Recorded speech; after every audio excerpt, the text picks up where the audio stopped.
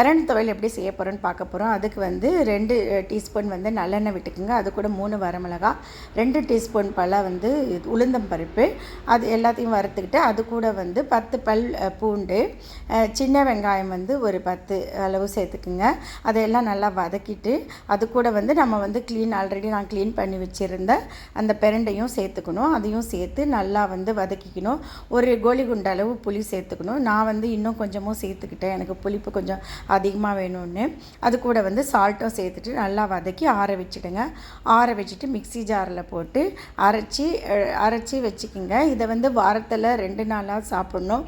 இதை ஒரு முறை செஞ்சியே நீங்கள் ஃப்ரிட்ஜில் வச்சுட்டு 2 முறை எடுத்துக்கலாம். இது வந்து எலும்புக்கு எல்லாம் ரொம்ப நல்லது. ஆனால் க்ளீன் பண்ணும்போது பார்த்து நல்லா க்ளீன் பண்ணுங்கள். கையில் வந்து எண்ணெய் தடவிட்டு க்ளீன் பண்ணுங்கள், ஏன்னா கை வந்து அரிக்கும். என் சேனலை சப்ஸ்கிரைப் பண்ணாதவங்க சப்ஸ்கிரைப் பண்ணுங்கள். பெல் பட்டனை ப்ரெஸ் பண்ணிக்கோங்க.